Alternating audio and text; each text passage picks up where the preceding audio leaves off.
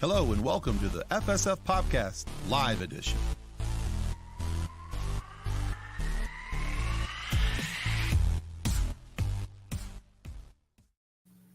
Hello and welcome, kids and cadets, to the FSF PopCast Live Edition. This, of course, is a special time that we're coming on. Typically, we come on at 7 o'clock, but tonight we're starting at 8 so that we can make sure that we could get our guests in tonight, and we are very excited to have them, of course.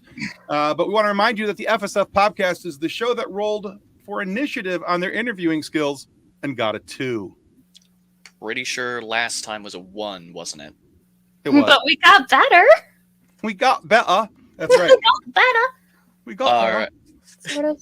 But before we get into tonight's show, we need to say thanks to our show partners, Level Up Sabers and Monkey Cult Coffee. All right. I don't know which video's first, so let's watch videos.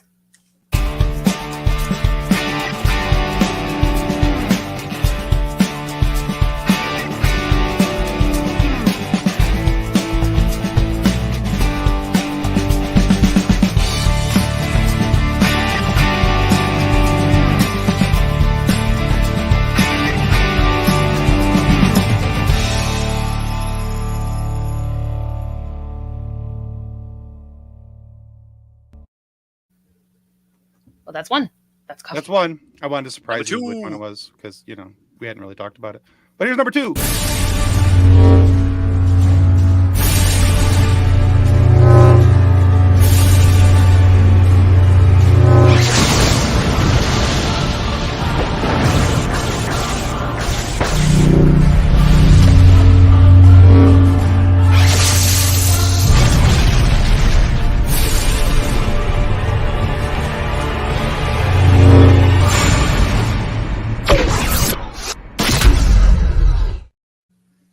I do have to say, though, Tim, I'm a little bit disappointed that you did do Monkey Cult Coffee first, because you could have done coffee and then number 2 and made a really great joke, but you didn't. You missed out. Next time. There's There's always next time. There's always next time. There's always next time. And now that I've thought about it, I'm actually kind of sad. I knew I would disappoint you when you realized that you missed out on a poop joke. I had great opportunity for bathroom humor, and somehow I just slid right on by it. So, Well, hopefully not on it, but there's that. As long as you Okay. step in it and then, not notice that you stepped in it and track it around the we're entire house. professionals. No, we're not. I mean, Not even I've close. never known anybody who stepped in poop and didn't realize it and tracked it through the entire house. No. What's worse is having one of your animals do it in the house and then have the Roomba automatically go off. Oh gosh, yeah, my sister's Roomba's done that. Anyway, It's not fun. Anyway, links. There are links for both of There our are amazing links. sponsors in the show notes comments section before our guests realize what they've gotten themselves into and decide to leave. exactly. Well, one of them's been here before, so they Well, know. 2 of them have been there before. 2 Oh, of them two, have there been you there go. before. He's 2 of them. 2 of them have already Ben's the put new up guy. their Ben's nonsense. the new guy. Exactly. All right. So I want to remind you guys that if you're watching on YouTube, go ahead and click subscribe, because that is going to give us the opportunity to share more awesome live shows with you and weekly interviews that come out every Friday morning.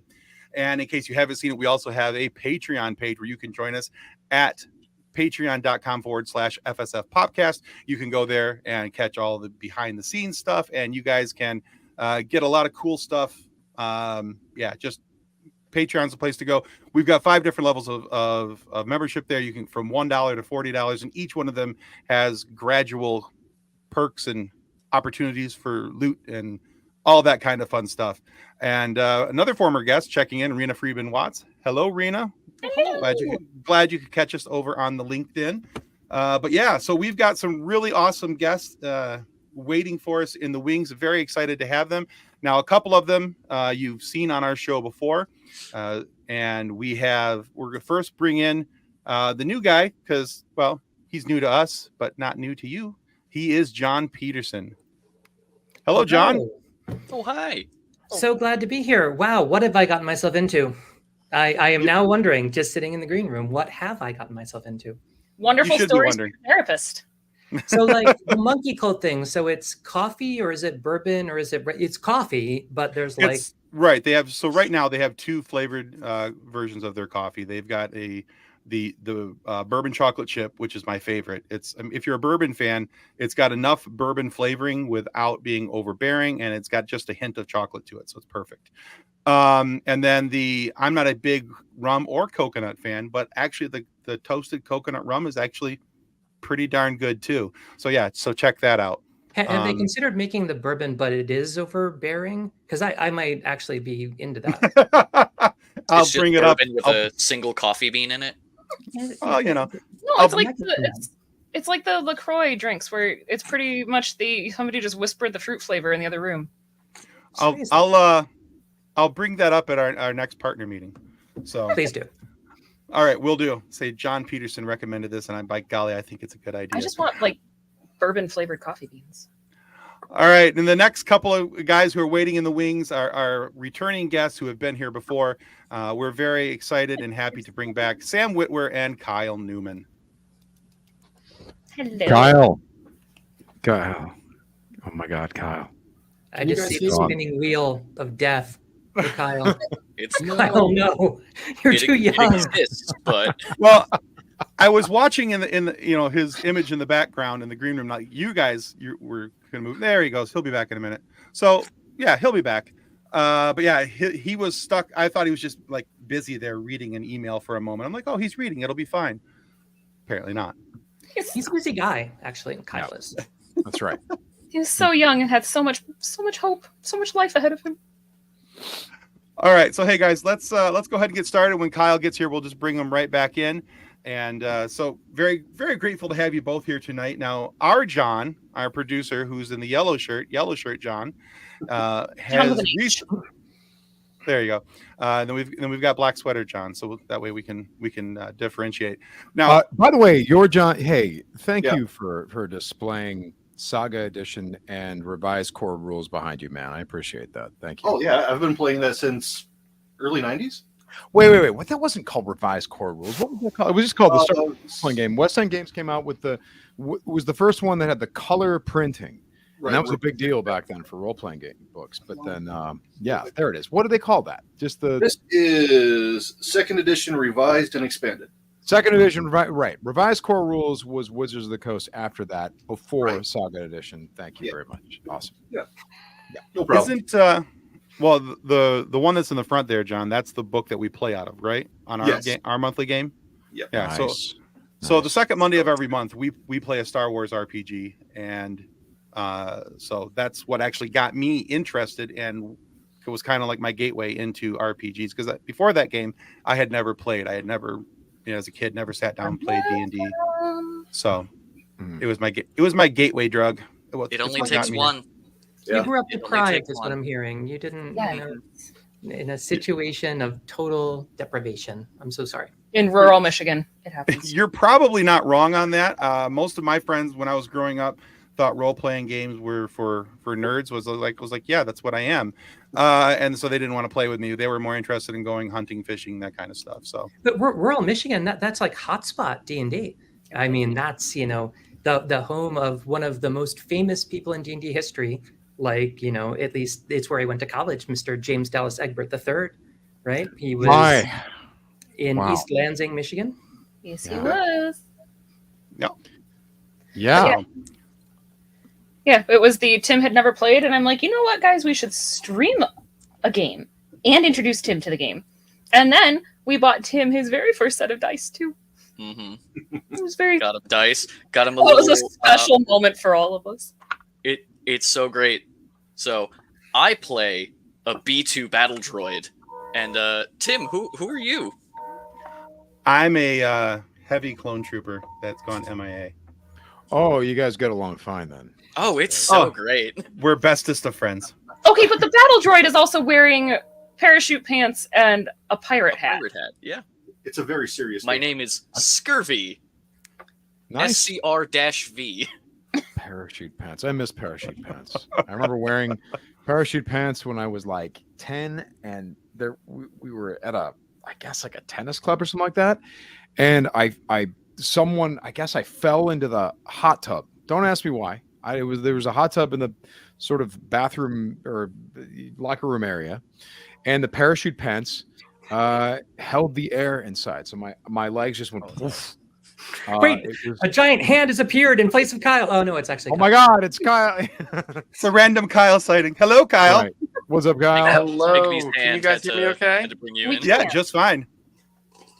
Excellent. Absolutely Yeah, I just was fine. watching everybody in the green room, and then suddenly, as soon as it was time to introduce us, Chrome just cracked. It just could not handle the amount of awesome that is happening over here. It just could not. Look at this display. Look at this gathering. Wow. Thanks for having us on. Sorry, I'm late. Yeah, no. Hey, you're right on time. Sam was telling a story, so we were. Oh, on yeah, time. just to say that parachute pants were more airtight than you thought they were, so that I'm sure that if I was skydiving in parachute pants, they'd look amazing.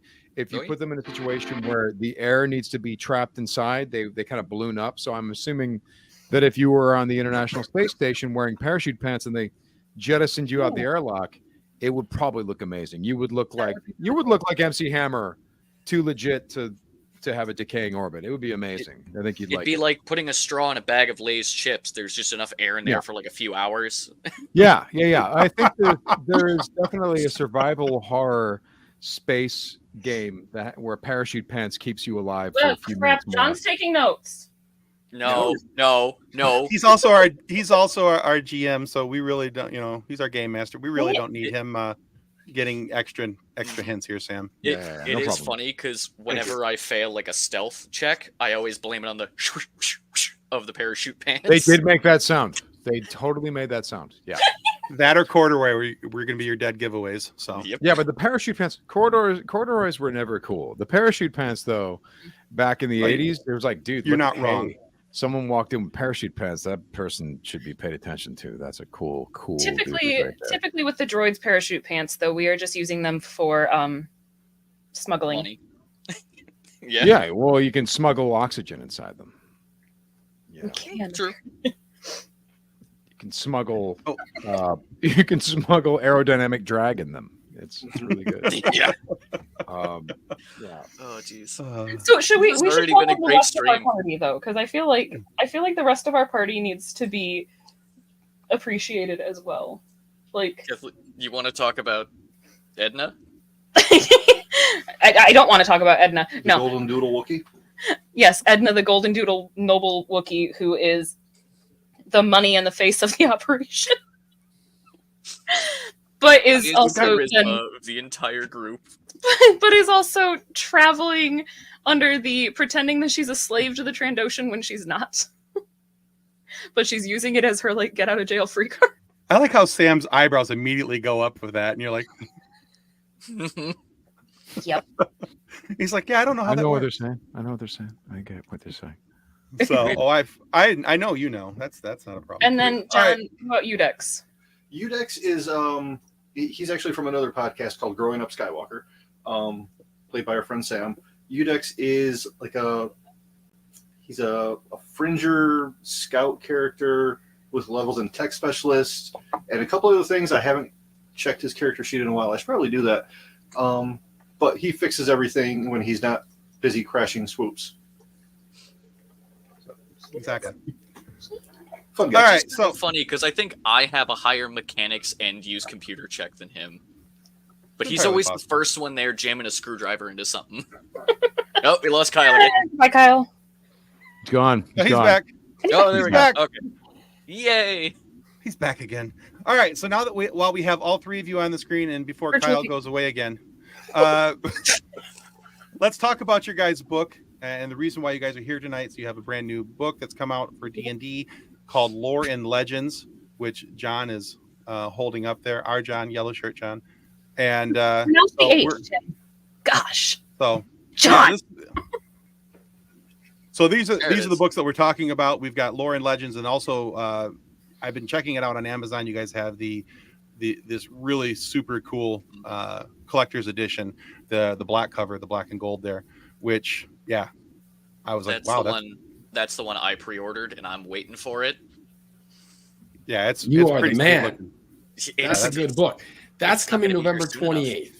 That Yeah. one Okay. is what's great about that one is it's everything in the original book, just like we did with Art and Arcana. There was a special edition. This one's got a slide out dice tray. It's a slip case. It has different art on the outside. It has different art on the book cover itself inside by a D&D famed artist, Hydro74. It's got a commemorative dice, which is only available in the set. It's just this golden glitter D&D icon dice, and it has what everybody wants is this full map of 5e Faerun, which indicates via icons where all of the key adventures and events kind of took place. So if you've played through everything since 2014, you're going to be able to track the locations and where the hotspots are on the planet.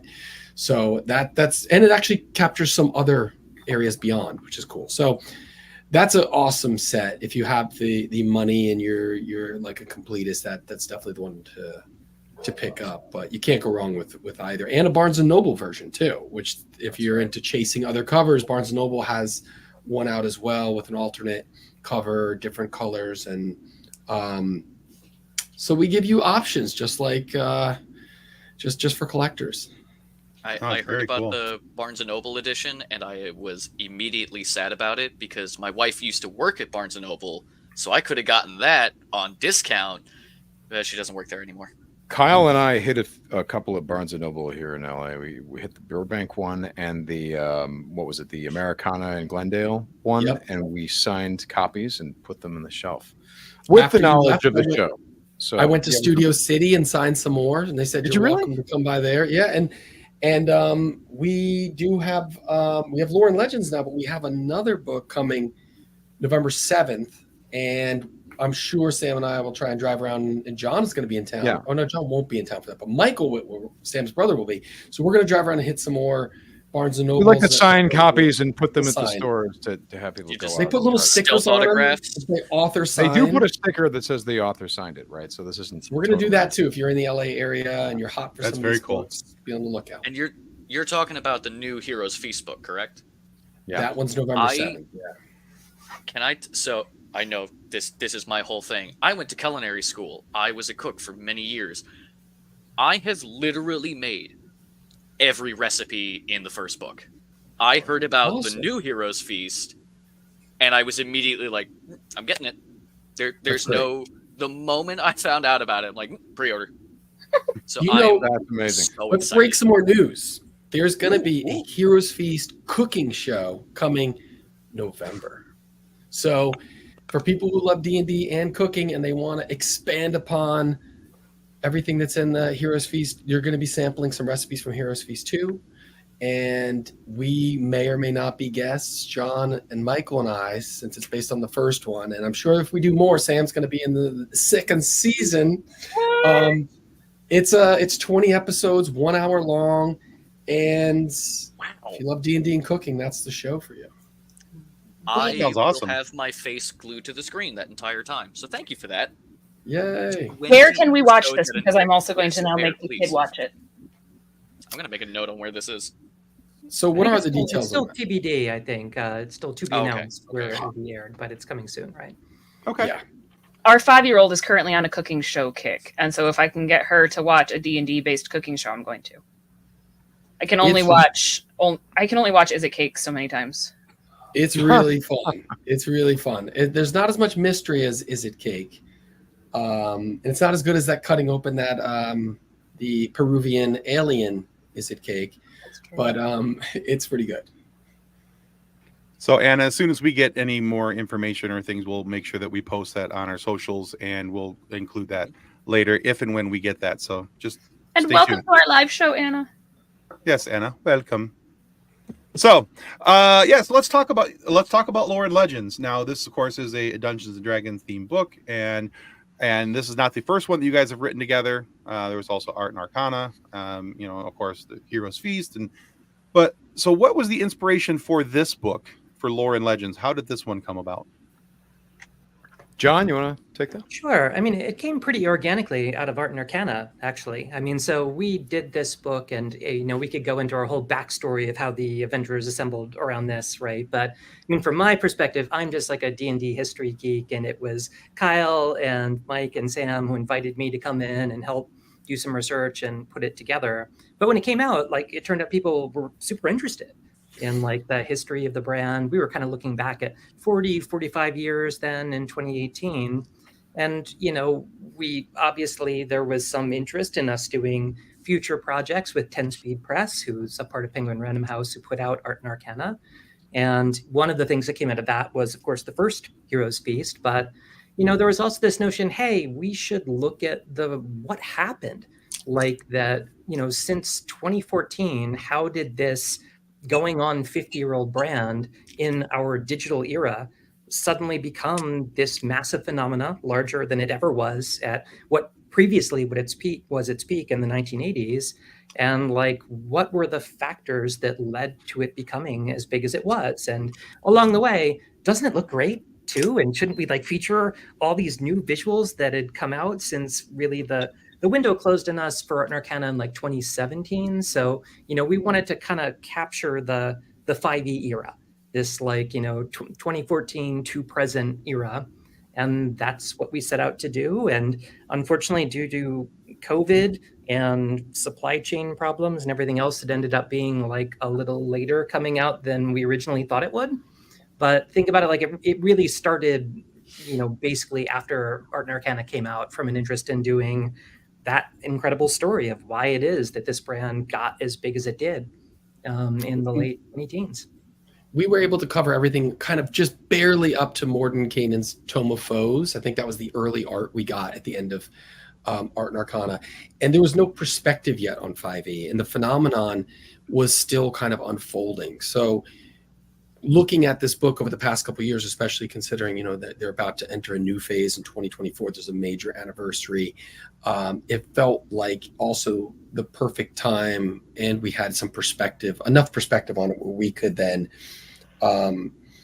make some observations and some decisions about what we think were the contributing factors. And it's not just one thing. That's the interesting thing about this. It's not just that they put out a tremendous rule set that was reverent to the past. It's not just that it was built upon the feedback of hundreds of thousands of fans. It's that there was these intersecting things going on in pop culture and in gaming. And, the past 20 something years, you've seen Harry Potter, Lord of the Rings, Game of Thrones. Fantasy is everywhere. Fantasy dominates the award shows. And so everything that was taboo or weird or nerdy was suddenly mainstream. And so people had the vernacular, they had the interest, the demystification of D&D. There's a lot of taboos and misinformation about it, and it seemed complicated. It's math-based. It's very literary-based. It requires performance. There's a lot of things which are roadblocks for people. And suddenly you go, wait, you just get around with friends and tell a story? That sounds awesome, It's like if you like charades, if you like storytelling and reading, if you like fantasy, if you like board games, if you like tabletop, all these things kind of contribute into one, strange new form of entertainment, and it brings people around a table, and it creates little families. And if you it's like it's getting together with your friends. It's like if you're into fantasy football, but you're also into like, a game night, it's like kind of like all the same. And now there's these tools like D&D Beyond and digital ways to play, and also then flourished through the pandemic because you weren't impeded from playing. It actually allowed you to play in a new way with these digital tool sets and virtual maps and things like that. So people could like meet online and still keep it going. So there were so many interesting things. Then you've got Stranger Things and Rick and Morty and all these other things talking about D&D, which then put it on a pedestal. So all that's just started to develop over the past, few years. And so the book really explores all of those things. So it's not just saying, it did it because it's a good game set. It really was all these magical things happening in the zeitgeist that made this thing a phenomenon. An analog game really successful in the digital era. And people just want to put their pens down. I mean, their phones down and pick up a pencil and get together. So. Yeah, I think that when we, looking at it from now, we play a Star Wars RPG, but when we play, I think it's, we average about 2.5, 3 hours each time we sit down. And I don't think, other than messaging between us, I don't think I have my phone in my hand for any of it because I'm too busy talking with my friends and doing things with my friends. And it's well more of a like you were just saying, it's well more of a community-based game and getting together with friends than I ever thought it was, that I ever gave it credit for, just because of the way that I grew up and who I grew up around and all these different things. So I never participated in any type of RPG. So for me, this was great, because And an RPG to me up until this point was like, Final Fantasy. That was like, you want to play an RPG? Sure, I got Final Fantasy. We can do that. Yeah, let's do it.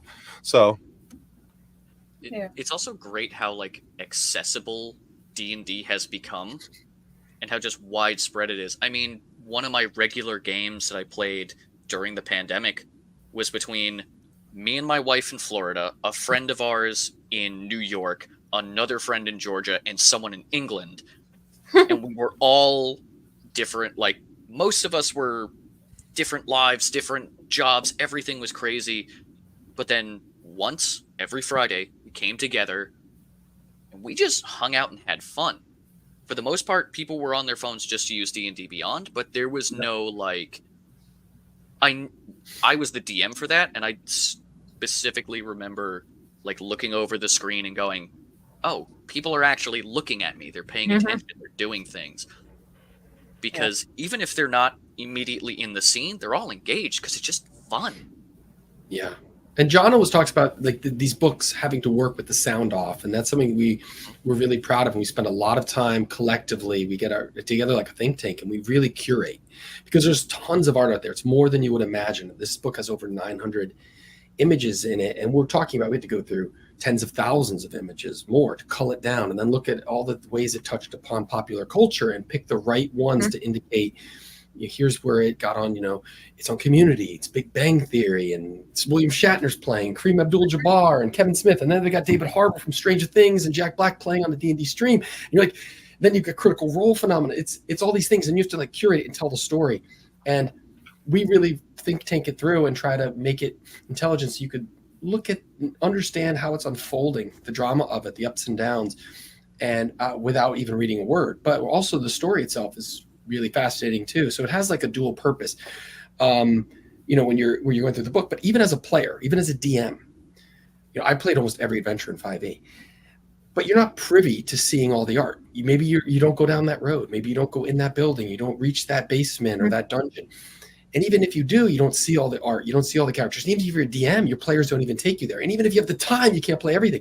This book collects the phenomenon into these 416 pages and distills it down to like these, each book gets its moment. Like it's a theatrical release. That's how they released it. And that's what's the different. Artwork is so impressive that I think for the first time, players can really appreciate how lacking their dungeon master is at describing these extraordinary worlds. Because let's be honest, Thanks. As It's forever different. DM, yeah, for the most part. And I'm a DM. I'm pretty good with that stuff. But I wave my hands around a lot, and that makes it more exciting when you wave your hands. Yeah, exactly. But now, for the first time, you can actually see what the hell they were talking about and see that they really didn't do it justice. It was funny, I've gotten my hands on the book once. Like, John got it Friday in the mail, and he's like, hey, so look what I got in the mail. And I grabbed it, and I ran off with it, and he practically tackled me to get it back with the, no, you can't have this, it's mine. I'm like, but I want to look at You it. can have it when I'm done. D&D, it really is about trying to exclude people from enjoying things. It really very important that we It's all so keep funny, that though, in is then mind. he's been sitting in the corner of our living room looking through it and then giggling, and I'm like, what? He goes, there's a SpongeBob picture. I'm like, what? Yeah, but Uh-huh. it's best to deprive someone of what of it when they're enjoying it the most. That's when you have to strike and take it. now what I got out of all of that was something I can use in future interviews. I'll be waving my hands around a little more wildly, and Yeah. I'm going to tell everybody that Sam Witwer told me to. So That's the way it works. You told That's how it me to goes. stop doing that. I did You tell you to stop told- doing that. You told me to stop doing Yeah, that. I know. I don't want to As hear a this. filmmaker, you spend more time pitching than you do making anything. Your life is 95% rejection, but so you have to go and gesticulate and animate and get people's Sure. attention and pretend you know what you're talking about and P.T. Barnum the hell out of it. So you do use your hands a lot. Yeah. And it is the skilled dungeon masters can get attention. You got to snap your fingers and tell somebody to get out of their fantasy draft. And, That's right. But that And- too that's a big part of the story of Legends and Lore, or Lore and Legends. Legends and Lore, Lore and Legends, Legend and Lore. We can never keep it straight. As we were developing it, the name of this project changed like 50 times. The book is in fact called Lore and Legends. But a big part of the story of Lore and Legends is how many creatives who went on to work in Hollywood, who went on to work in technology, went to work in like all of these amazing spheres of nerddom that now rule the world, grew up with role playing, grew up with D&D, and kind of learned the craft of storytelling, as Sam could tell you about growing up with his brother and being a DM, and look where that's put both of them. Yeah. Yeah. He just said, yeah, that's it. Sure. Exactly. Quick question here from one of our viewers. So I'd love to hear about the role that evil AI art is having on RPGs. I like that GMs can show you more of what's in his or her head. Well, AI is a tool. It's Wait, not evil AI, or because an evil AI is going to create AI, different art than a good AI. Are you talking about Roku's Basilisk? No, evil AI it's a tool. We can use it incorrectly or correctly. Sure. In the world of art, I know it's threatening, but to get philosophical, I think technology, each layer of technology that we achieve is just the culmination of what we've dreamed and willed to happen. Star Trek gave us a vision of what you could have a tricorder in your pocket, and then we will manifest it, make it happen.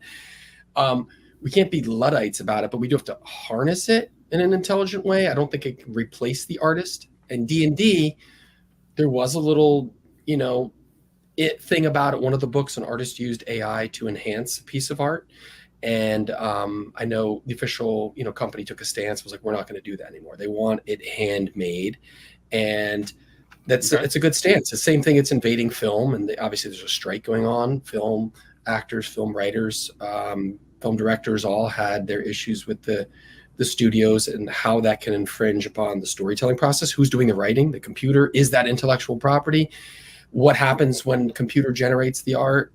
And a lot of D&D art, you could type it in and go, you've got a Sararak and he's, towering over this innocent victim on the floor, about to disintegrate him and blah, blah, blah, and then you spit out a piece of art. But do you want that, or do you want the Tyler Jacobson version, or do you want, some other exciting artist? I don't know. It could be a tool if you're a DM and you need to whip up something fast, but I want to show this town I homebrewed and show my fans what it looks like. And it's got every building's upside down and there's, lizard people with pink, scales, and you want to whip that out and you don't have time to hire an artist. I'm sure there's a tool for that if you want the visual. I don't see D&D letting that infringe upon their official published art. And I think that's something they're very, serious about, and the fan community has kind of spoken about that. So I'm not sure what they want to know about it, but AI is dangerous, but I don't think it's inherently evil. Okay. I think that's fair. Right? I don't know. Does anyone want to argue me? Let's go. I don't know.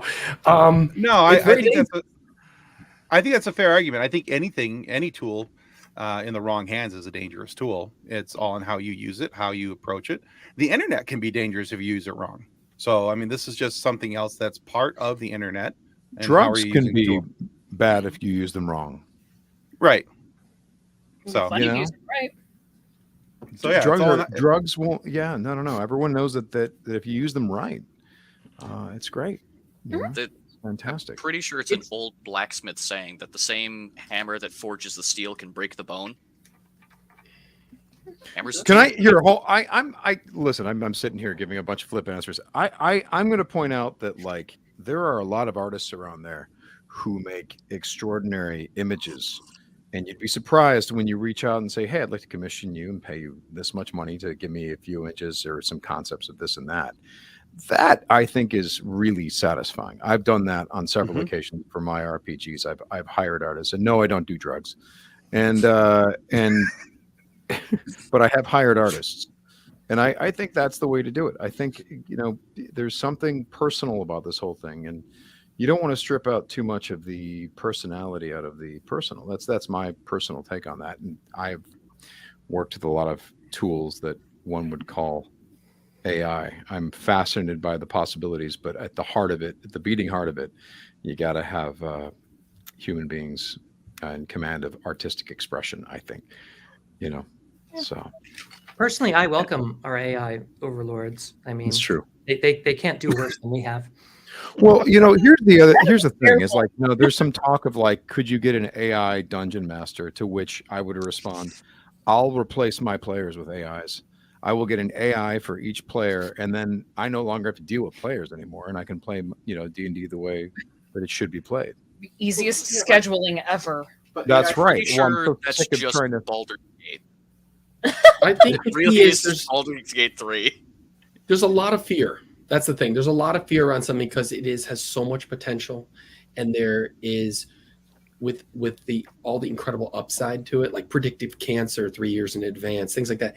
How it can, solve stock market conundrums, and you can make all these, financial conjectures. You can trick a whole country into thinking, media is real. There's a lot of danger with it, and that's why there's fear. And people are really good at and I think we have to be a little fearful in order to project and anticipate what it could do to us, in order to create some basic parameters. But it's not a genie you're putting back in the bottle.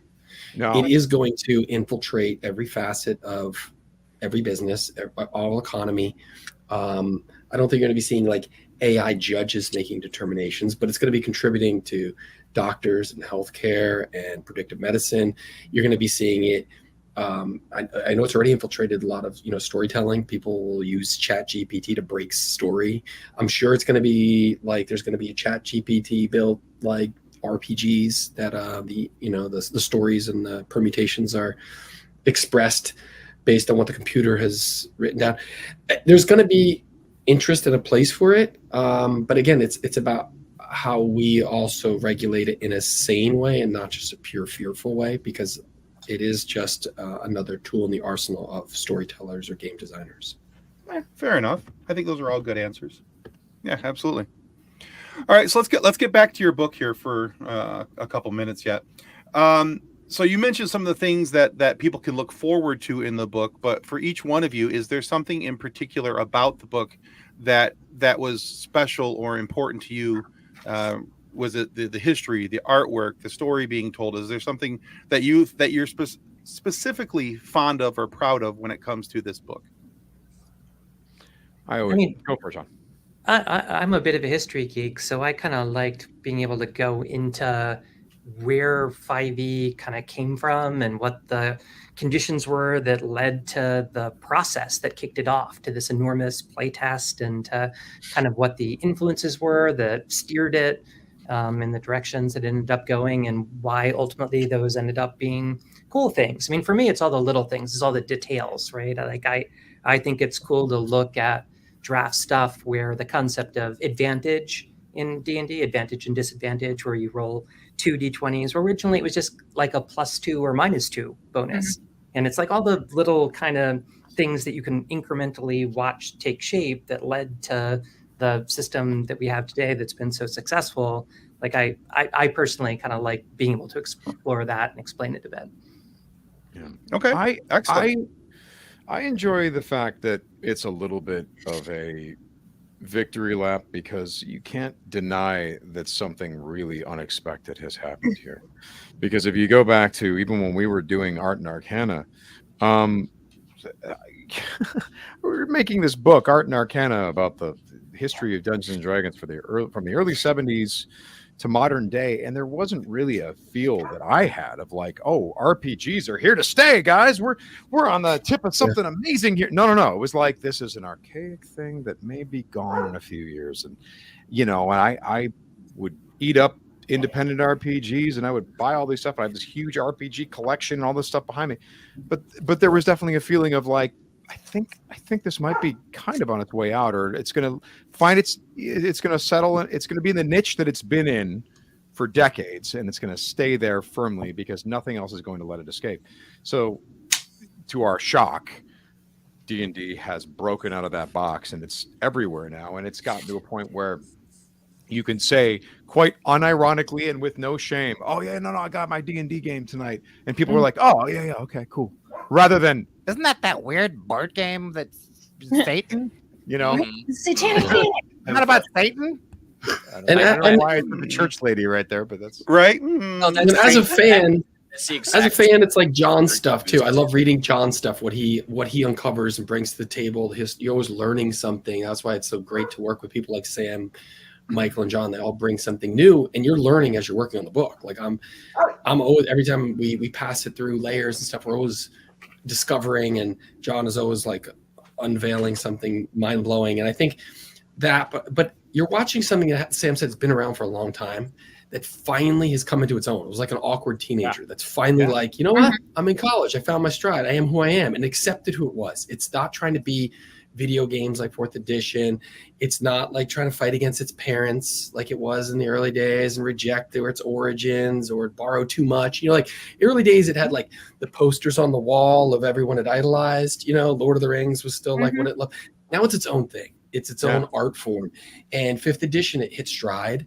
And then you're watching pop culture hold a mirror back to it and go, oh, we love you. And we took something from you because you've seen video games and board games and all these other things have taken influence from it. And then you're watching storytellers like reaching out to people like Vince Vaughn and Craig Mazin and Ming-Na Wen and Jim Lee, who runs DC Comics. Like all these people that have been touched and influenced by Dungeons and Dragons are then able to point back its potency. Like Dan and Dave from Game of Thrones, contribute quotes, and you're like, all these people have very interesting perspectives on how it shaped them as showrunners, storytellers. And that's where we're at in 5e, where it's moved on enough from its inception, where there's generations of people that have been influenced. So watching that stuff rise to the surface and then being able to kind of curate the story, I think was cool. And then I did love, you mentioned that SpongeBob picture. That was one of the things I liked, because I'm like, this is so ridiculous that SpongeBob has a player's handbook cover and it's a reference to this, and if you know, but it's SpongeBob, and it's just so out there. I loved it when it was like touching on these outlandish other IPs, and they were commenting on D&D, and you're like, okay, this is how it's made it from Futurama to, whether it's, it was on Ghosts and all these different shows. It's like D&D has made it because everyone wants to talk about it, and I think that's what was cool to aggregate all that. I mean, who talks about it in the foreword of this book? Tom Morello. Yeah. I was Morello. gonna ask you about that because, huge Rage fan, and anything that Tom Morello does with a guitar is, as far as I'm concerned, is just this shade of genius. And so I was like, holy crap. So how did that happen? How did Tom Morello come to be the one to write the foreword in your book? I texted him and said, dude, do you want to do it? But then literally within 2 minutes, he responded and was like, yes. And then the next day, I think hours later, he already sent it. He was like, oh my God, yes, I have to do this. I'm doing this. Like, isn't that extraordinary that that's where player. Because there is a time where you reach out to someone like Tom Morello and you don't get such an enthusiastic yes or a quick yes. And these days, it's just a different thing. We never would have guessed we would have been here. Never. Yeah, it'd be like, does it make me look uncool if I say I'm into D&D? We're past that. Those stigmas have been shed, and which I love. You've got people like Tom Morello now, are public champions for it. And Tom, brilliant guy, Ivy League, self-taught guitar. He even talks, when we've talked about stuff like how he's played probably D&D more than guitar. These are crazy things. So you're right. It's a very eclectic group of people that are now happy and open to talk about their love of D&D. It's very fun. One of the things like you guys said, that it's come into its own. It's a teenager that's no longer fighting against its parents. But there is that sort of that renaissance that's happened with it too, of all of the people who were like, I wanted to play this when I was younger and I couldn't. Hey, I'm going to play it now because I'm an adult and I don't have to listen to my parents saying, no, there's demons in that. You can't play that. Sorry, Mom, I know you're listening. Yeah, that was a real obstacle, guys. I mean, I was there when my entire D&D collection was disposed of because it was the devil. That sucked. Especially since what we were doing was something that was so socially good for us. I shared this story on a Twitch stream recently because my brother was on with me, and I'll share it here. We had a grandfather that lived with us, and he was like a third parent to us.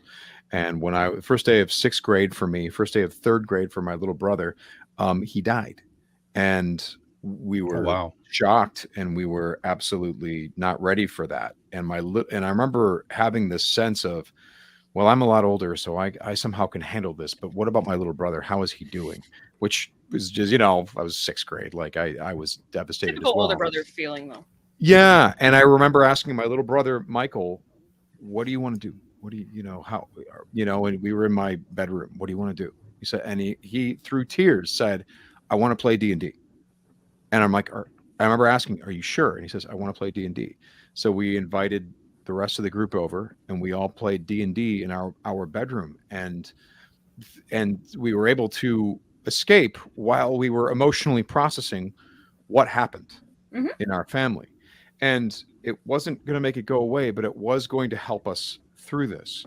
And it kind of sucks that with that, we felt like, well, are we sort of dishonoring our grandfather? Are we doing something really bad right now? As if my brother said, I want to do drugs or something. It's like, no, we were doing something really socially valuable to us as people, and learning how to get along, learning how to be friends with each other, learning how to work together, and all these things that role-playing games are good at teaching younger people.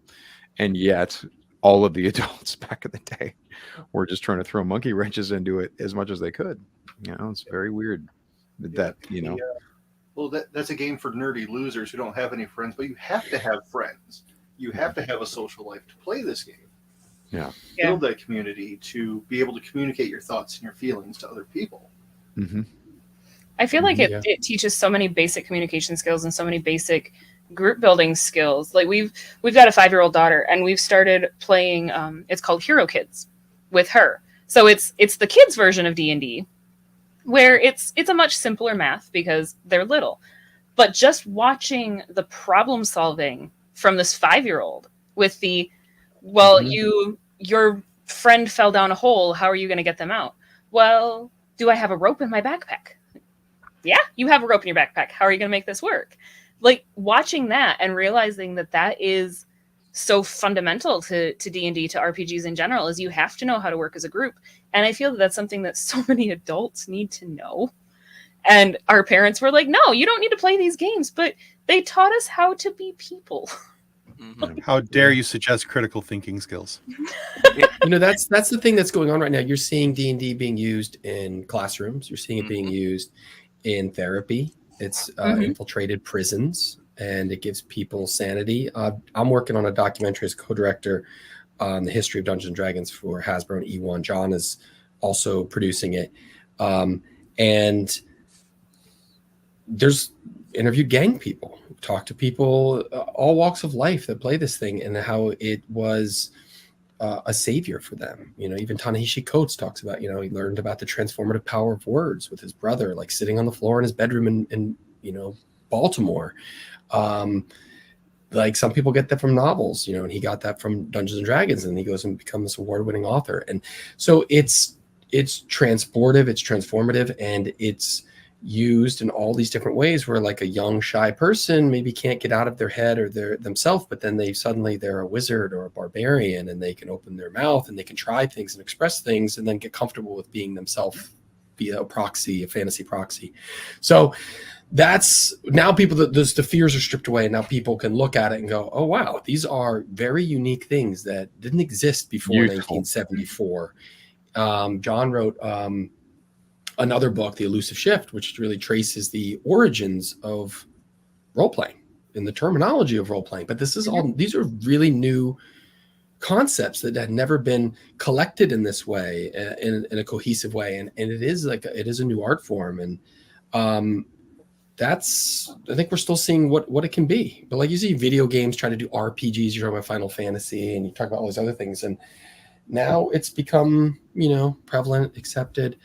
And I think we're only seeing the beginning of what it could be, especially as virtual reality and gaming evolves, and you have the principles of D&D now being applied to it. Now you can actually bring more role playing to a video game. It's less you're not less being railroaded, more open world stuff. And because Baldur's Gate 3. Is anybody else here play this? Anybody? Oh my God, yeah. Playing BG3. Like yep. the degree Absolutely. to which that is not railroaded, the degree to which you can attack like any situation through 15 different possible attacks. We're seeing this, but this, I'm telling you, man, it's giving the tabletop experience one of the first runs for the money that I've seen. Well, with Baldur's Gate, the thing that they really nailed the Baldur's Gate 3 is that sense of experimentation. You just said that in so many words, but basically, yeah, that's that sense of I'm going to try stuff. Do you think this might work? Oh my God, something's happening. Like it's really well done for them.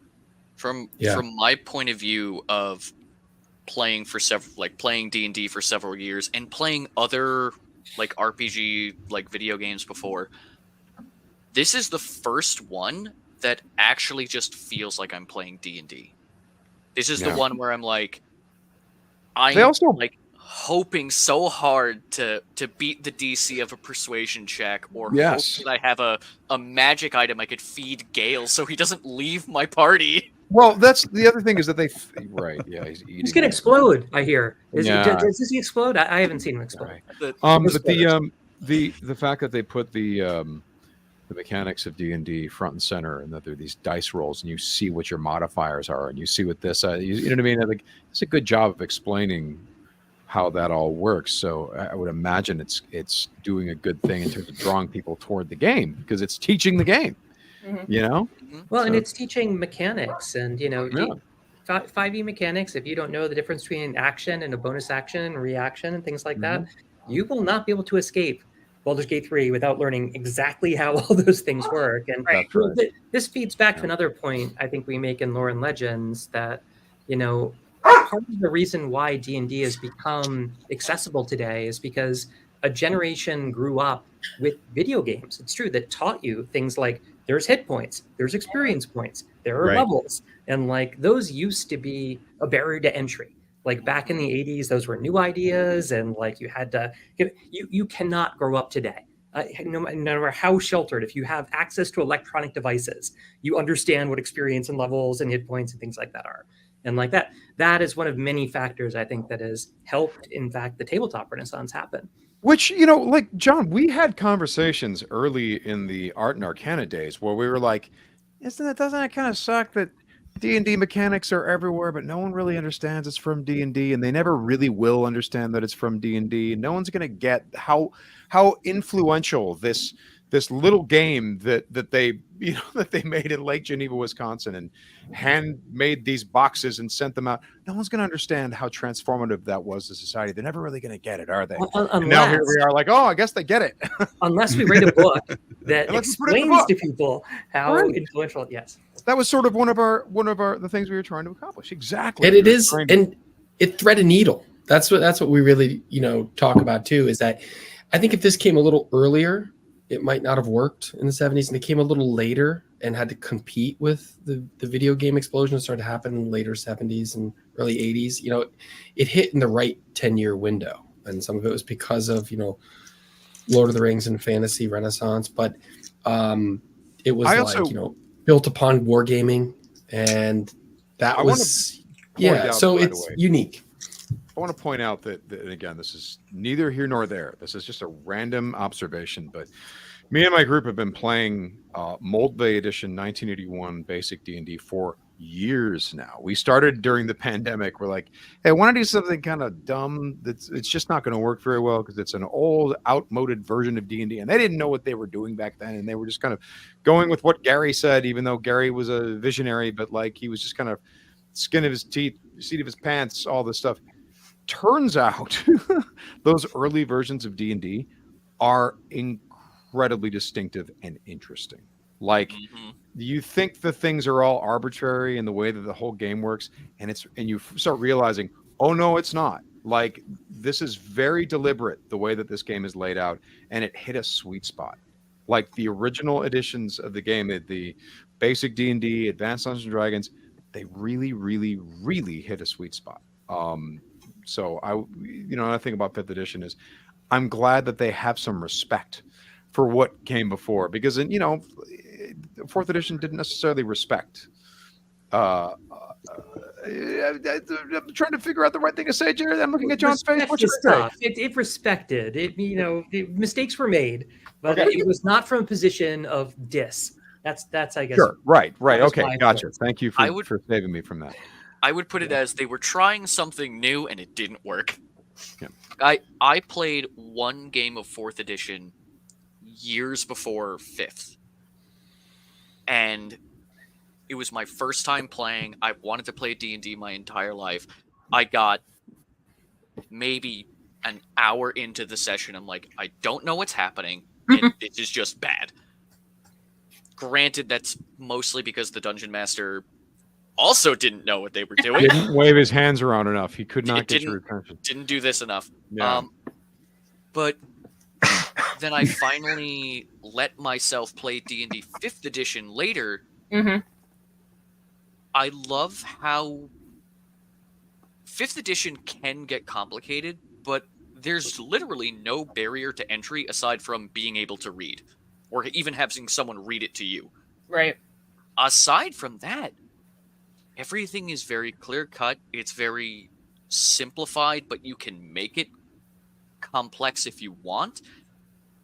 And that's been it. Like, 5th edition has been my D&D. And it's been so great. Our local game store is actually starting Sunday. Yeah, Sunday. Starting Sunday, they're doing an ABCs of D&D, just with the, hey, pay $10 for a table fee. We will provide a GM. They will walk you through character creation. They will show you how this is done. You want to learn how to play D&D? Come learn how to play D&D. And then after that, they're starting another group for more advanced players, just for same concept with the bring your character. We've got a dungeon master. We've got a story. Come play with us. And it's like, this is great. This store opened, 6 months ago? Yeah. It's awesome. And maybe Like, one it's really day, cool to have a literal brick and mortar game store within walking distance of my house. That's pretty great. That's awesome. They've taken so much of my money. Well, okay, so when you take the 5-year-old in and she comes home with you, Mom, I got you a present, and I'm like, oh, cool, what is it? And it's Zelda, and it's a little new, and I'm like, I love you. I love that you found that for me. And then she goes, Dad bought me Legos. I'm like, oh boy. It's just being a good dad. Oh, sorry, Tim. Go ahead. No, you're fine. I was just saying, I wish is one of the things that I've enjoyed most about doing this podcast is having people come on the show and helping expose me to things that I wasn't familiar with, and helping my knowledge of certain things grow over time. I wish that I could go back and redo a couple of our early interviews that we had done. Our very first interview was with a gentleman named Guy Sklanders, who runs a fantastic YouTube page called How to Be a Great GM. And we had him on, and he might have well have been talking in hieroglyphics to me, because at that point I knew absolutely zero about D&D and role-playing games, other than what some of the stuff that Sam mentioned earlier with the Satanic Panic and stuff like that. Just like, oh, that's that devil game. Yeah, okay. So I wish I could go back and understand that a little bit more and have a better perspective on that conversation than when I had then. And then we also interviewed James L. Ward, who was also known as Drawmidge, from Gary Gygax, and again, he came on the show, and it was just like, I was lost with half of what he was saying. And so that's one of the things I have really enjoyed about this journey going through podcasting. Now, I'm not anywhere claiming that I'm a RPG master or anything over here, but I do enjoy the game, and I'm wanting to learn how to play other versions other than just the Star Wars version that I've played, because I've enjoyed this one. So in my mind, well, if I'm enjoying this one, I'm gonna enjoy this one over here. Okay, then let's try that other one too, and because now that opens me up to more people to play with, so why not? So I have so many games that I want to throw your way that I have you love. Well, that's the wonderful thing, right? The other thing is the rising tide does something awesome, or whatever it is. And the fact is that Dungeons and Dragons becoming mainstream, I mean, the wealth of RPGs that are coming out and the things that people are experimenting with, it's just kind of amazing. I mean, playing there's so many interesting mechanics that I have read and or played with in the past few years. I never would have thought that there would be enough muscle in the RPG space and enough interest to where you get all these incredible games. So it's that rising tide that does good stuff. Lifts all ships. Yeah. Lifts it up. It's also just an absolute wildfire, because once someone gets the D&D bug, they're going to spread it. Their passion will spread it to other people. I remember my first time playing D&D as a dungeon master.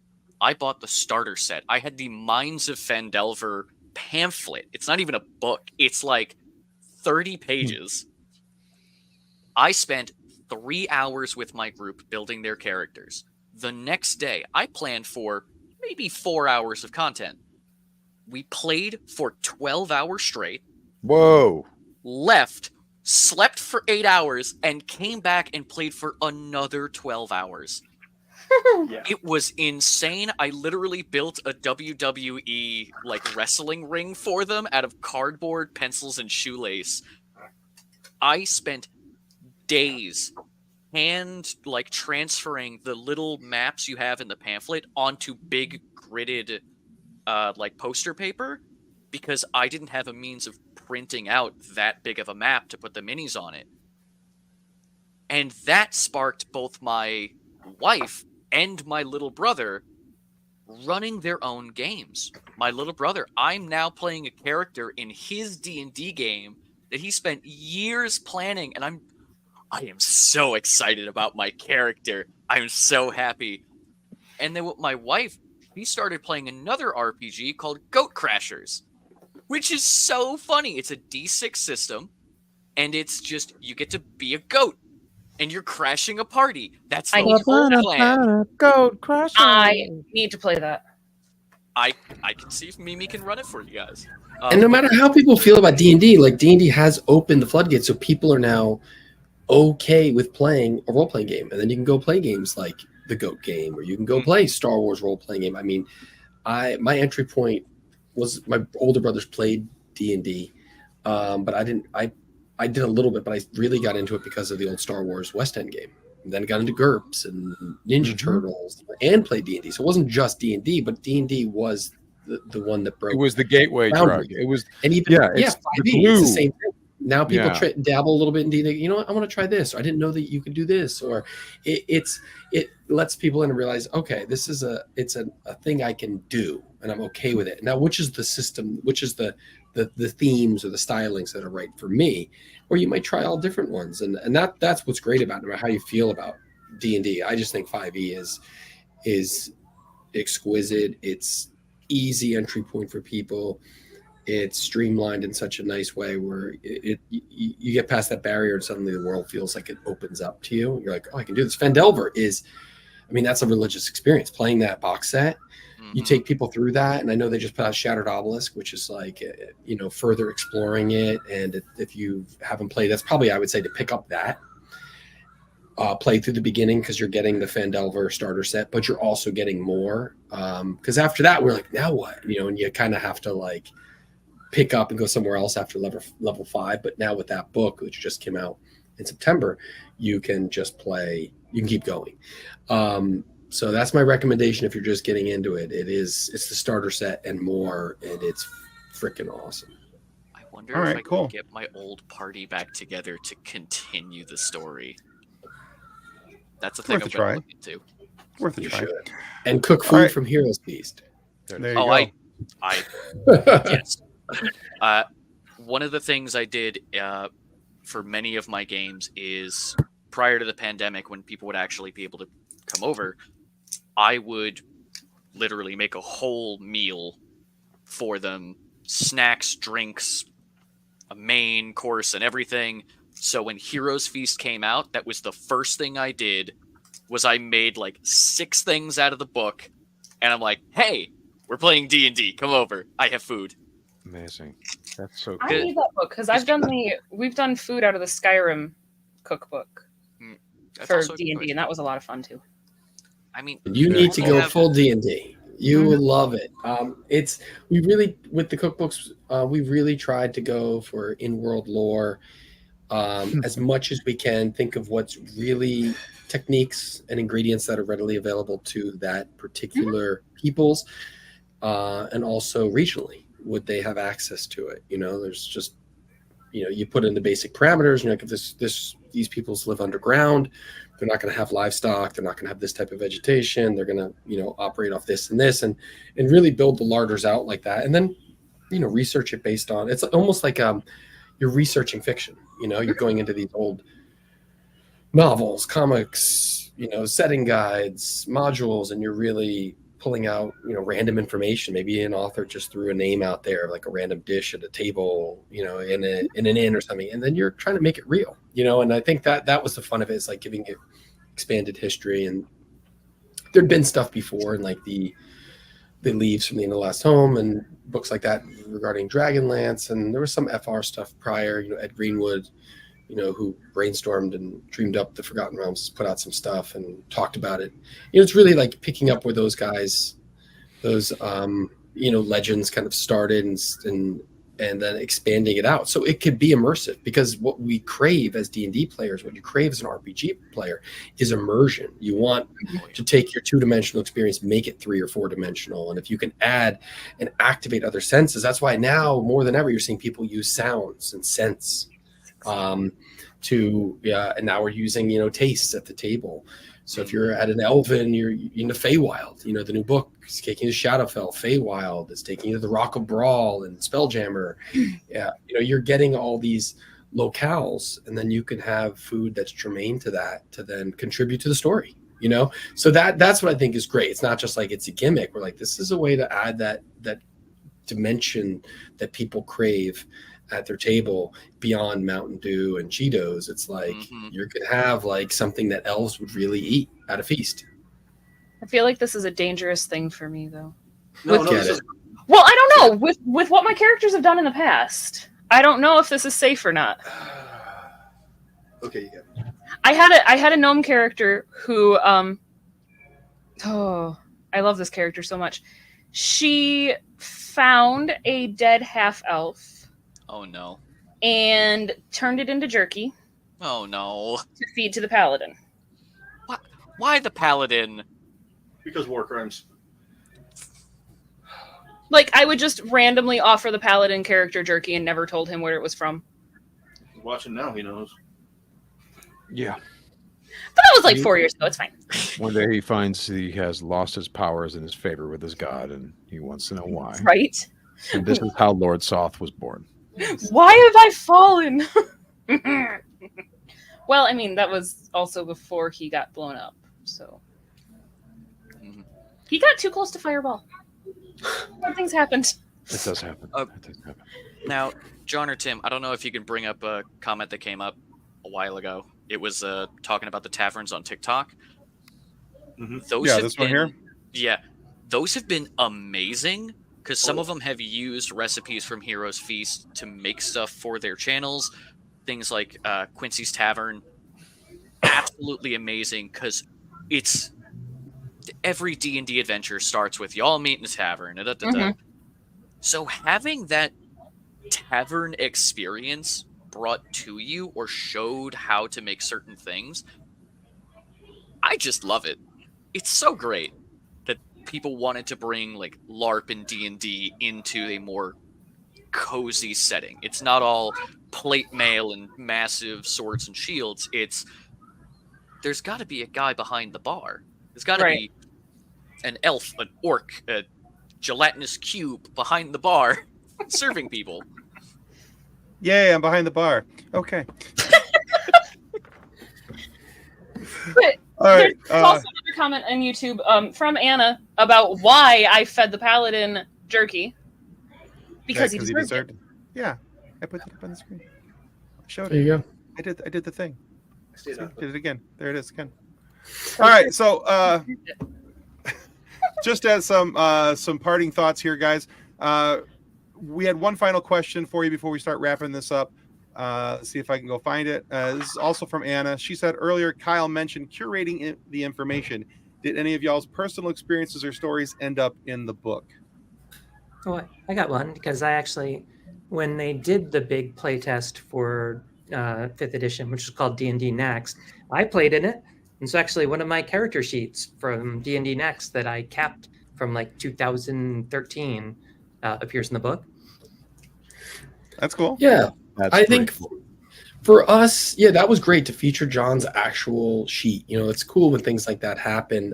Some of our photos did end up in there, things we took going to events or experiences. I know in both books. It's more about, I played a lot of the adventures and I would be like, get a feel of it. And then what you try to do is, it's not nothing from me, but it's how I felt about it coming through.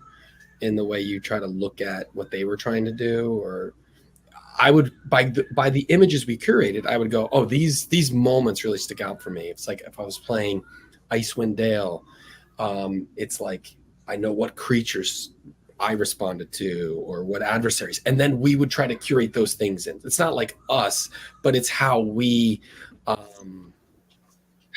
experience them. And then we only have 4 or 5 pages to maybe showcase the book, so we would want to try to profile the things that we resonated with. And I think interviewing the creators or reading interviews with the creators, finding out, like, you know, the woman who was working on Strixhaven was like so heavily influenced by John Hughes films and things like that. And then you find out the interesting people that bring the games to life. You try to tell their stories. It's less about us, though. It's more about all these stewards in charge of the game now, how unique, all the unique voices coming to life, all the different types of people that are writing it from different backgrounds. You're seeing that manifested in the types of adventures they're doing, the explosion of settings. Just the cultural touch points that are there that are beyond just like traditional Euro, which you used to, where it started from.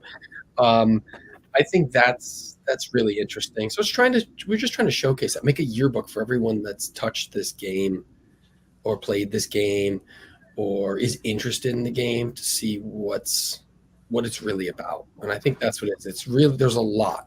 It's a lot going on. It's not just like a story you're going to go, oh, I know the story. Even if you've played it, even if you think you've been following it, you're going to learn something. I think your mind will be blown by some of the images you see. You're like, what was that? Because we're showing native art. We're showing concept art. We're showing products in ways you haven't seen them before and telling behind the scenes stories.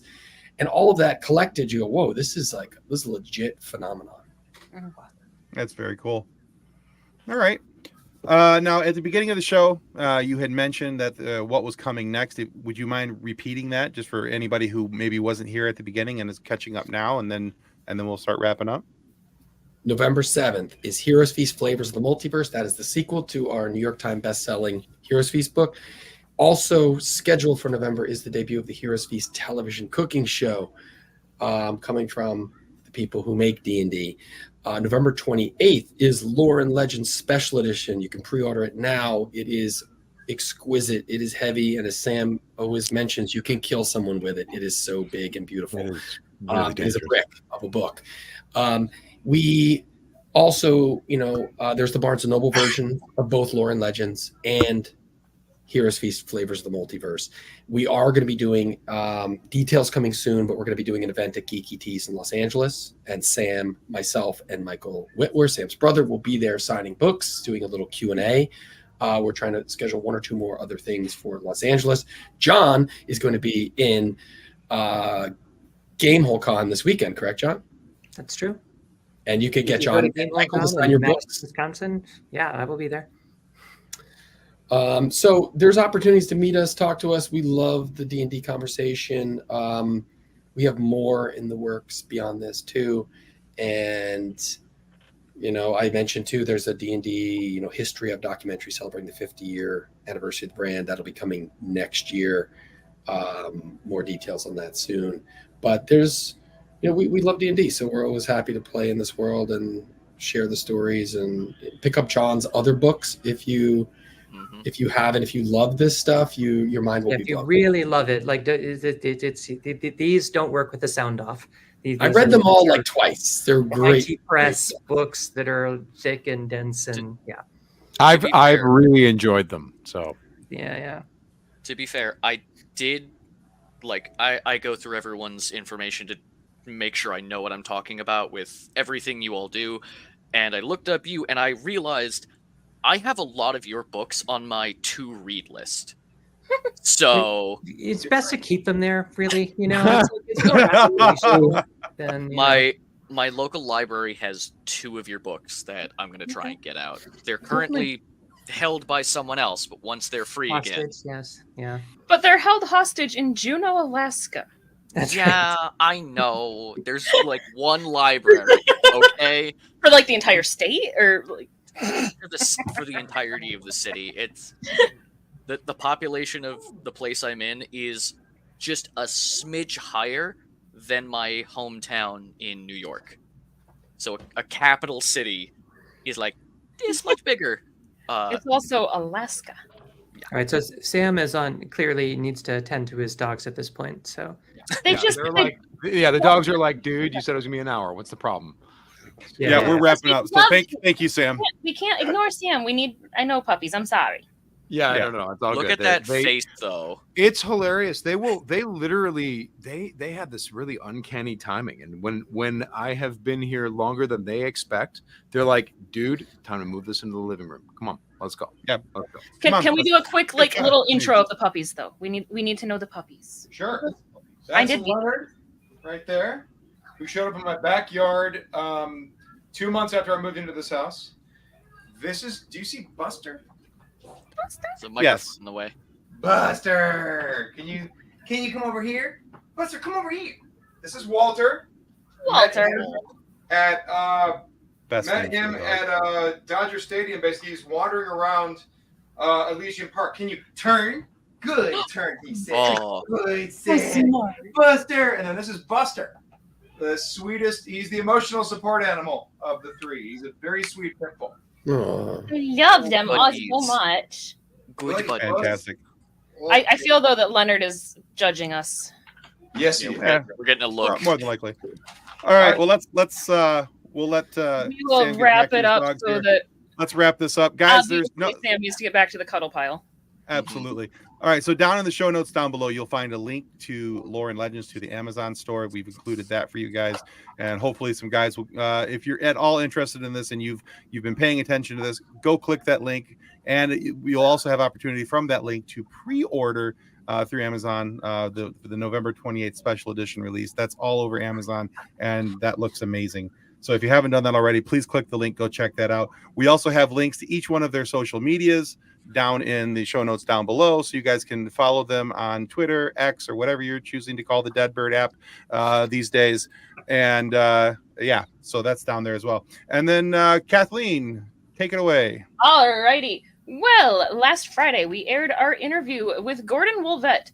You'll likely best know Gordon from his time on Gene Roddenberry's. Hang on. Mike Chen. I love that guy. That's the wrong one. That's How Mike about- Chen. How about someone may not have me updated the notes? Good Yeah, job, so- Tim. I'm just reading That my one's script. still there, though. yeah, you can still go listen to Gordon. Last week we released our interview with Mike Chen that I would tell you more about if I remembered any of it, but I have. He's a podcast. wonderful author. He started off as a San Jose Sharks beat writer. He loves hockey, loves dogs. He had a corgi. He's a corgi dad like me. And yeah, he's written for Star Trek and Star Wars, both. Wonderful author. Go check him out. And he's totally not Gordon Wolvett. Totally not Gordon Wolvett, no. But there No, was he an was not. interview With Gordon with Wolvett, Gordon yes. Wolvett.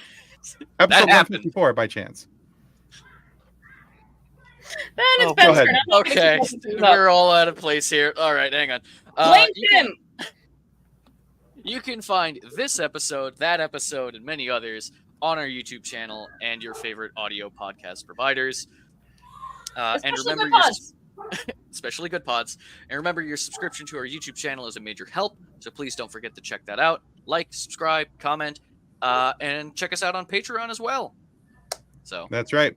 And then coming up this Friday, we do have our interview with Brendan Wayne. One of the men, that's right, one of the men under the suit on the show that's highlighted there on the screen. We talked with Brendan about his career, but not show specific because he is still striking. But we did talk to him about the legacy that his grandfather, John Wayne, left behind and the weight of trying to carry that legacy, but also creating his own legacy as well at the same time. And but if you don't want to wait till Friday, you can, of course, go to our Patreon channel, link in show notes down below, and you can check out that conversation. We have a really good one with him, but you can check out that conversation probably tomorrow on our Patreon channel, and possibly Wednesday, but more than likely tomorrow. And but yeah, you can check that out there with early access for only 3 whole George Washingtons a month. You can be checking those things out early. So anyway, a big thank you to Sam, to John, to Kyle. Thank you guys so much for coming and spending some time with us. This was a lot of fun. And yeah, and thank you to everyone who participated with comments and things in the notes down below. So on that, we will say goodbye. Goodbye. Bye. Thanks Goodbye. for having us. Bye-bye. On behalf of the rest of the hosts of the FSF PopCast, we want to thank you for listening to this episode. If you'd like to be a guest on a future episode, please contact us by means of Twitter or Instagram using the handle @FSF PopCast. Or go to www.fsfpopcast.com and click on the contact link. Thanks again, and hope you enjoyed the episode.